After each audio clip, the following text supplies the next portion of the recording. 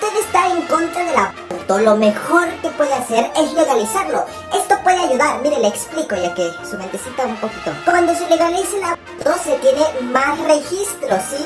Y si en una zona X del país hay más tasas de aborto, podemos implementar un programa especial y más feroz de educación sexual y prevención contra los embarazos no deseados, a modo de que reduzcamos el número de abortos. Aparte, en los países en donde ya se ha legalizado el aborto, los abortos no paran de ir en bajada. Esa es otra de las grandes mentiras mejores contadas. Número 1. El aborto como tal representa un negocio millonario y las entidades que lo realicen no van a estar interesadas en frenar su negocio sino en estimularlo. Es por ello que desde la Universidad de San Francisco o la IPPF se imparten cursos donde lo que se busca es, por ejemplo, en X ciudad se aumente la cantidad de abortos e inclusive se hace repetir los abortos a las mujeres. Es su legajo de negocios. Y no digo que ganar dinero esté mal, ganarlo a costa de aplastar cabezas está mal. No solo el aborto es un negocio como tal, sino también los métodos contraceptivos. Hay toda una gran industria que se alimenta de ello. Número 2. Ya se implementó, al menos en Argentina, desde el 2006, la educación sexual en todo el territorio con amplio acceso a métodos contraceptivos,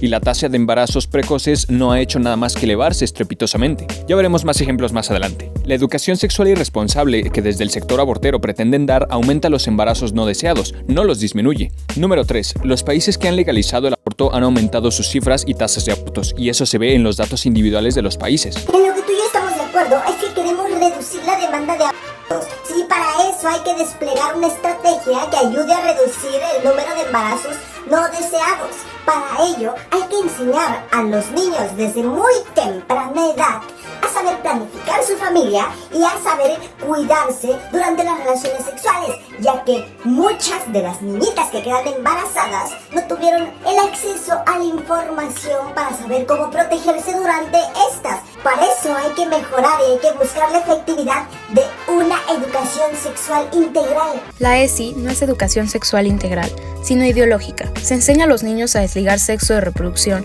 y se les da una noción errada del propósito del sexo, el placer genital.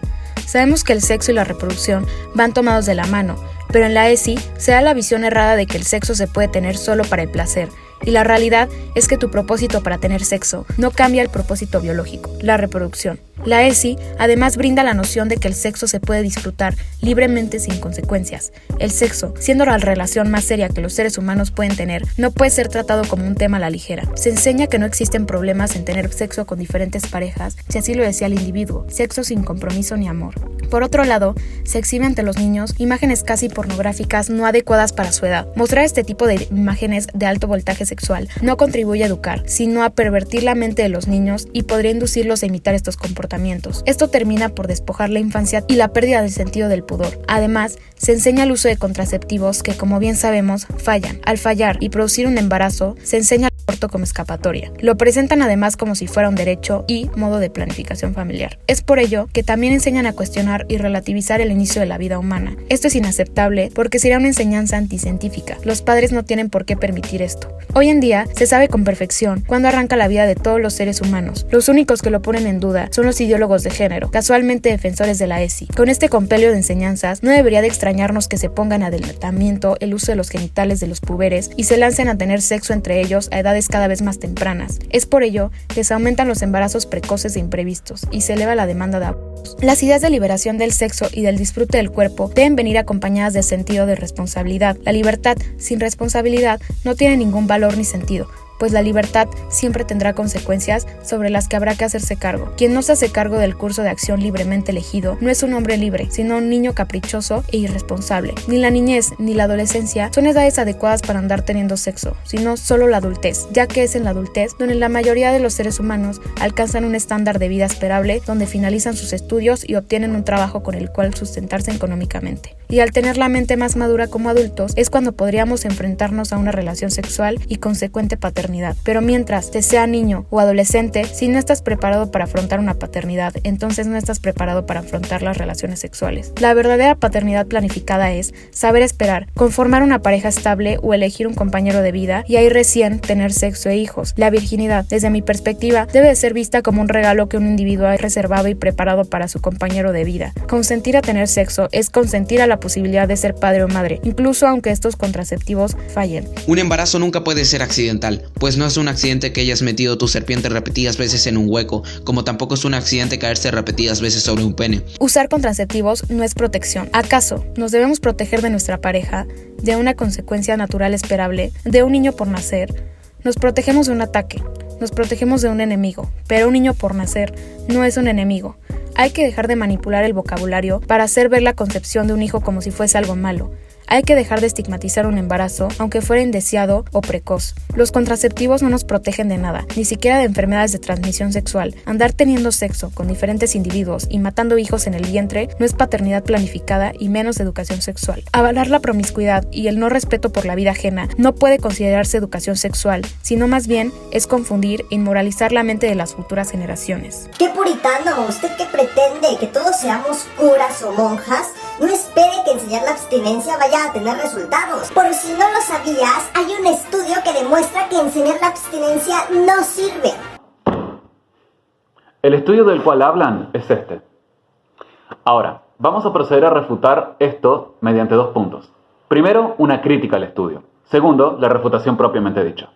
Vamos. Parte 1. Crítica al estudio. Este estudio concluye que en los estados de los Estados Unidos, donde se enseña educación sexual integral con métodos contraceptivos, bajan los embarazos precoces, y señala que en aquellos estados con educación en abstinencia, los embarazos precoces se aumentan. Pero es que este estudio es bastante cuestionable. Primero, no sabemos de dónde saca el Instituto Guttmacher, brazo amigo del IPPF, que la educación sexual integral con contraceptivos evita 400,000 embarazos imprevistos anuales. Segundo, el estudio empieza a contar embarazos precoces desde el 2006, cuando la tasa venía bajando fuertemente desde los 90 con educación en abstinencia ampliamente extendida, y en sus mediciones descuenta los embarazos adolescentes que terminaron en abortos y los embarazos de adolescentes hispanas. Y tercero, es poco serio que, sin base alguna, el Paper sentencia a cada rato: el nivel de educación de abstinencia tuvo una influencia fuerte en el embarazo adolescente y la tasa de nacimientos.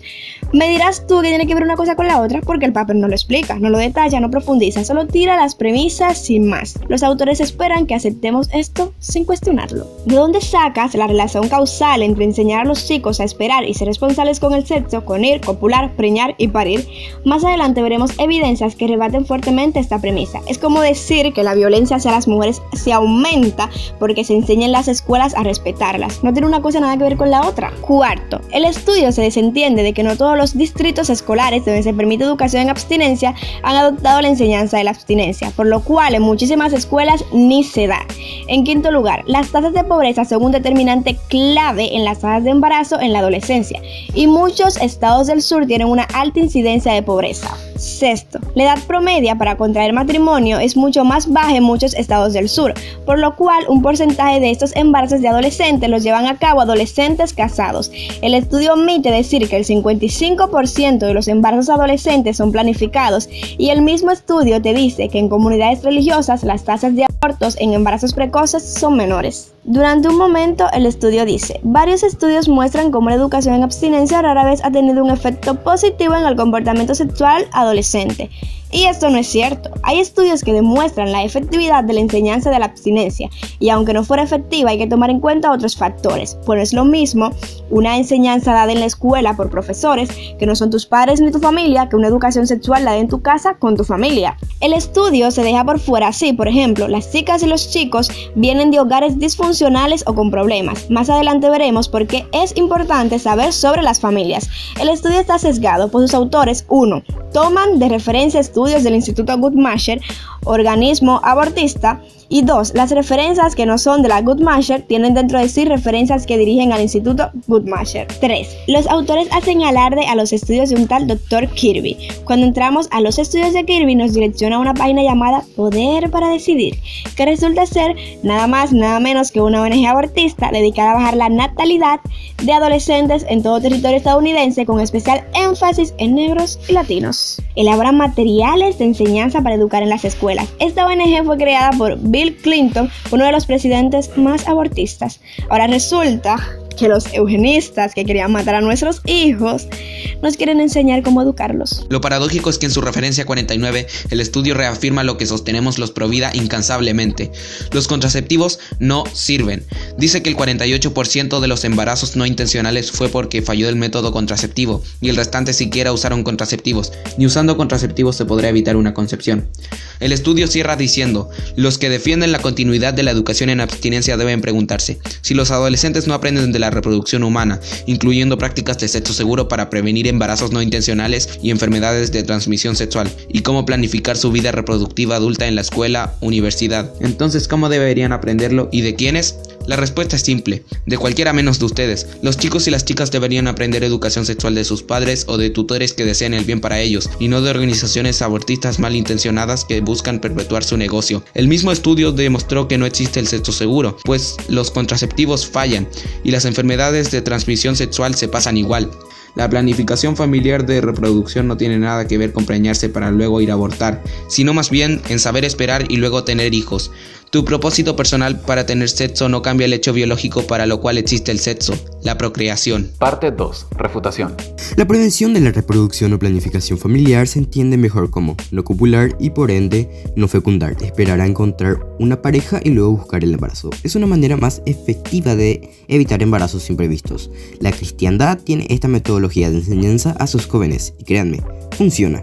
La enseñanza de abstinencia sí ha demostrado tener un efecto positivo etnográficamente hablando. Por ejemplo, un estudio hecho sobre 69 escuelas adventistas de Estados Unidos y Canadá mostró que sus jóvenes tienen menos tendencia al uso de drogas y alcohol luego de los 13 años y que son menos activos sexualmente que sus contrapartes no adventistas. Lo que pasa es que gran parte de lo que el chico aplique en su vida será aprendido de su familia. La educación sexual la debería dar la familia, no el Estado.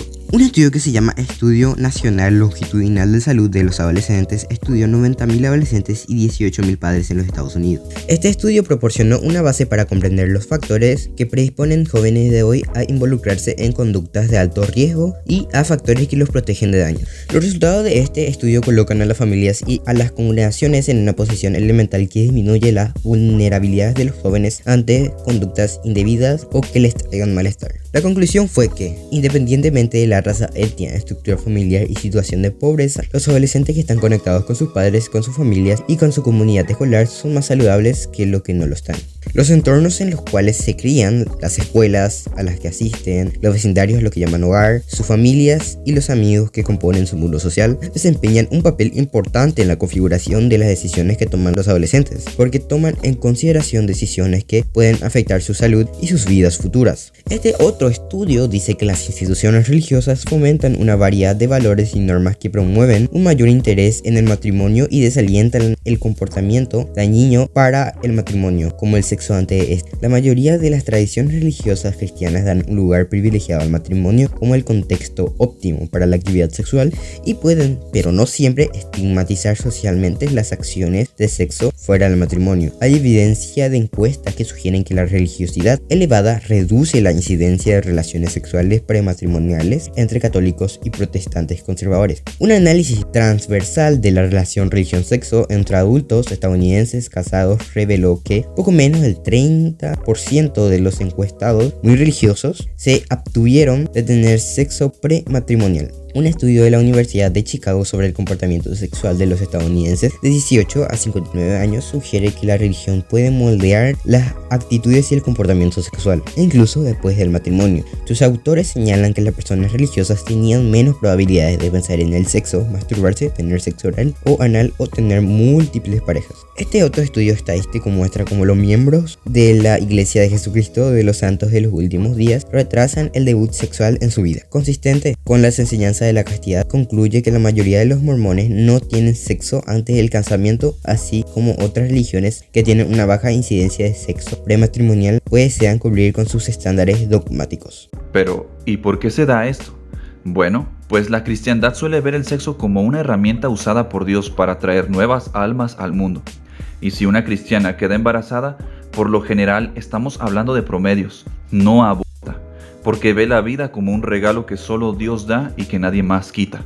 En cambio, si la socialista, hija de padres divorciados, queda preñada, puede que aborte si es que no le otorga ningún valor a la vida de su bebé. Claro, Estamos hablando de promedios y generalidades. Aclaro esto porque siempre hay uno que le busca la quinta pata al gato. En definitiva, el estudio de los 90,000 adolescentes en una de sus conclusiones declaró que cuando la religión y la oración son importantes para un adolescente, es menos probable que fume, beba, tenga ideaciones suicidas o se involucre en la actividad sexual prematrimonial. Esto, te guste o no, puede influir en la baja de embarazos imprevistos. Para el año 1990, en Estados Unidos había una tasa de embarazo adolescente de 59.9 por cada 1,000 mujeres. Se inició un plan a nivel nacional donde se enseñaba educación sexual con valores y se enfatizaba la abstinencia. La incidencia de embarazo precoz cayó en 10 años de 59 a 48 en el año 2000. Se había creado inclusive una coalición nacional para la educación de la abstinencia que elaboraba los materiales de enseñanza. La tasa de embarazo adolescente había caído por primera vez en 2 décadas. Las tasas de embarazos y de abortos en adolescentes vieron una disminución del 28%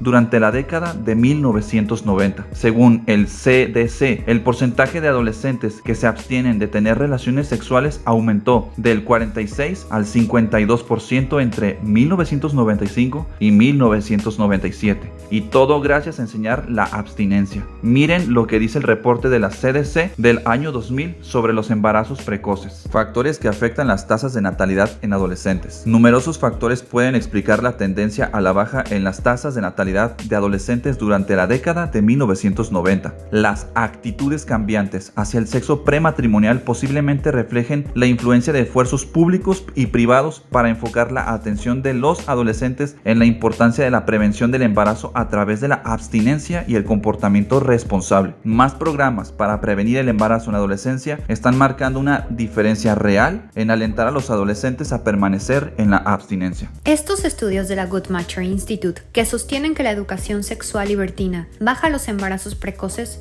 son muy cuestionables, porque además de irse contra toda la lógica, se autoadjudican los logros ellos sin ninguna causalidad y olvidando la influencia que pueden tener etnográficamente la cultura o los entornos familiares. Ya vimos lo importante que es la familia o el entorno en el que son educados los chicos. Irlanda, Polonia y Hungría son países conocidos por ser católicos y conservadores y no les dan los créditos para tener baja tasa de embarazo adolescente. En Polonia, la abrumadora mayoría de mujeres que dieron a luz lo hicieron entre los 30 y 34 años, y muy pocas adolescentes. Irlanda tiene 12 por cada 1,000 adolescentes embarazadas, y Maryland, con una población casi igual, tiene 13 por cada 1,000, pero lo viene bajando hace muchos años de una cifra alta, en tanto que Irlanda siempre la ha tenido baja. Indiana, de 20,8 por cada 1,000. Doy este dato porque tiene población similar a Irlanda. No encontré la tasa de embarazo adolescente de Hungría, pero sí encontré el número bruto en un lapso de 5 años. Hungría, país conservador, en un lapso de 5 años, tuvo 27.777 adolescentes embarazadas, y Michigan, con una población casi igual, tuvo 36.625 adolescentes embarazadas. California tiene una tasa de 15 por cada 1,000 preñadas adolescentes, y Polonia, con una población similar, tiene 10 por cada 1,000, pero Polonia siempre lo mantuvo por esa cifra, y California no. De hecho, California en el año 2000 tenía 47 por cada 1,000. Es probable que California tenga la tasa más alta, aún porque no contabiliza ni reporta sus abortos, y eso nos impide saber cuántas adolescentes embarazadas hubieron. Es importante hacer estas comparaciones de cantidad de habitantes para ver cómo incide etnográficamente la cultura, si más libertina o más recatada, en los adolescentes, porque esto puede influir en los embarazos precoces. Acorde al Guttmacher Institute, los países con aborto legal bajan sus embarazos adolescentes porque los abortan. Por ejemplo, en Suecia, el 69% de los embarazos adolescentes terminan en un aborto. Argentina legalizó la educación sexual integral con contraceptivos en el 2006 y los embarazos precoces no hicieron más que aumentarse año tras año. Exactamente lo mismo sucedió en Inglaterra en 1999 y los embarazos precoces no bajaron, sino que se aumentaron estrepitosamente. Hay regiones de Estados Unidos y de México donde se da una educación sexual con valores y se han visto buenos resultados. Las iglesias cristianas y las organizaciones pro vida no se quedan sin hacer nada. También accionan para prevenir la aparición de embarazos precoces. Campañas como Hazte Cargo, de la Fundación Impulsando Vida, Educación Sexual en Valores, de la Fundación EPASI, y campañas como Todos contra el Abuso Infantil, de las iglesias evangélicas, accionan y esparcen sus campañas a muchos lugares para educar en sexualidad y contra del abuso infantil. Muchas organizaciones pro vida brindan cursos de capacitación y formación de preventores de abuso infantil. ¿Qué mejor manera de evitar un embarazo precoz que evitando un abuso? Lo que pasa es que los grupos pro vida no tenemos la financiación de millonarios para llegar a los gobiernos ni hacer campañas grandiosas. Acorde a la misma OMS, muchos filántropos enemigos de los neonatos se han comprometido a reforzar la financiación de las campañas abortivas y de difusión de métodos contraceptivos. Además de bajar la natalidad con el aborto, hay otras estratagemas más sutiles que no vamos a tocar aquí. Hay otras regiones y entornos pobres o religiosos donde aparecen embarazos precoces, pero esto no es vivido como un drama o impedimento de la vida por la familia, ni por la persona gestante, sino que reciben al bebé con los brazos abiertos, pues entre los pobres está mal visto abortar, y etnográficamente suelen celebrar la vida concebida, similar a los mormones de Utah, que apañan a cada adolescente embarazada lejos de juzgarla. Guttmacher Institute mismo dice que hay regiones de África donde la mayoría de embarazos son intencionales y el matrimonio temprano también. Es algo muy normal allá porque es su cultura. Acorde a la misma OMS, en las regiones menos desarrolladas, el 39% de las mujeres se casan antes de cumplir los 18 años y buscan embarazarse porque en tales sociedades la maternidad es valorada, por lo que no es de extrañar que haya índices más altos en algunas regiones que en otras. No sabemos si los índices son altos o bajos, porque eso no debe ser determinado por organizaciones abortistas. Según las organizaciones abortistas, el índice ideal sería 0. Hay que entender que cuando una adolescente queda embarazada es porque su cuerpo ya está preparado para gestar. Que esté embarazada no significa necesariamente que sea algo malo o que se deba terminar así o sí. Todos nuestros antepasados vinieron de madres jóvenes y en miseria y PBI más pobre como país. Las generaciones han salido adelante, trabajando y cimentando. Lo que pasa es que por el ritmo de vida que se lleva hoy, es aconsejable que los chicos y chicas retrasen sus paternidades. Pero no debemos olvidar que cuando se da un embarazo, allí tenemos un hijo al que ya le debemos protección. Organismos como la Guttmacher Institute se jactan de inventar porcentajes de embarazos no deseados, sin base alguna. Muchas jovencitas llegan a los hospitales sin saber que están embarazadas y allí mismo se enteran. Y en otros entornos de apoyo e inconscientemente ellas están dispuestas a tener al bebé, pero se las empuja como vacas al matadero a las consejerías. Las consejerías brindan el aborto como una solución para el embarazo. Se las manipula, se les miente y se les convence de que deben abortar. Cosifican y deshumanizan al hijo por nacer. Se les hace creer a las jovencitas que deben perderlo todo o perder algo muy pequeño. Y hasta se les asusta diciéndoles que el embarazo es algo extremadamente peligroso para su edad y así las empujan al aborto. Cuando el aborto se hace ley, se obliga a los médicos a decirle a sus pacientes que el aborto es una opción. Luego del aborto, las consejerías brindarán información y métodos contraceptivos a los pacientes. Y claro que estos contraceptivos van a fallar. Sobradas evidencias hay de mujeres que repiten sus abortos a lo largo de toda su vida reproductiva. Los métodos contraceptivos fallan. Esta es una realidad fática y objetiva, por lo que pretender bajar los embarazos no deseados, aumentando la circulación de contraceptivos fallados, es totalmente incompatible con querer reducir los embarazos imprevistos. Todos los métodos contraceptivos fallan, especialmente los preservativos, que tienen un porcentaje de falla del 18%. Este estudio demostró que regalar preservativos en los colegios mediante máquinas expendedoras y a través de los mismos profesores no bajó un carajo la tasa de embarazos adolescentes, sino que los aumentó. Este estudio en particular refuta los estudios del Dr. Kirby.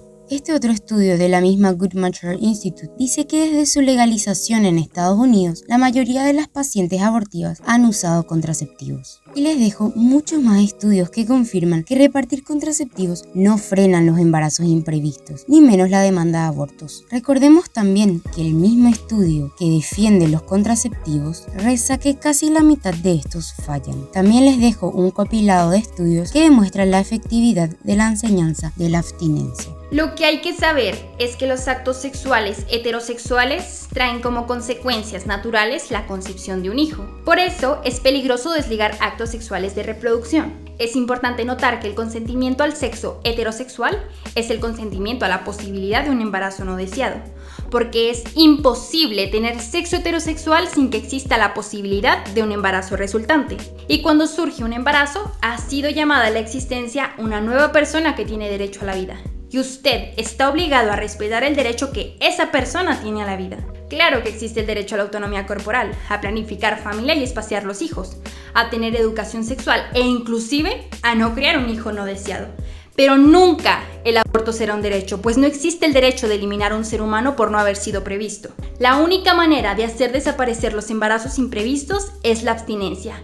Nadie se ha muerto de abstinencia. Un inocente no tiene que pagar porque tú no supiste controlar tu calentura. Las chicas y los chicos deberían saber que los contraceptivos fallan y eso no te da el permiso de matar. Nadie debería ser obligado a morir por culpa de la irresponsabilidad de sus padres. El derecho a decidir sobre tu cuerpo no incluye el cuerpo de tu hijo. Es responsabilidad de ambos el embarazo y deben plantar cara ante las consecuencias. Si sabes que los anticonceptivos son basura, no tengas relaciones. La abstinencia es gratis, indolora y sana. Y por si queda alguna duda, la misma Planned Parenthood reconoce que la abstinencia es el único mecanismo eficaz para frenar las enfermedades de transmisión sexual y un embarazo. La enseñanza en abstinencia no es religiosa, sino objetiva y evidencial. Nadie aquí está llamando a todos a hacerse cristianos, sino a usar el sentido común. Que no te guste la realidad es otra cosa. No se trata de hacernos curas y monjas, se trata de no ser libertinos. Es obvio que si enseñamos a los chicos a cruzar la calle sin mirar, van a morir más chicos atropellados. Debemos enseñar a los chicos a mirar la calle y cuando dejen de pasar autos, allí recién se avientan a cruzar a la otra vereda.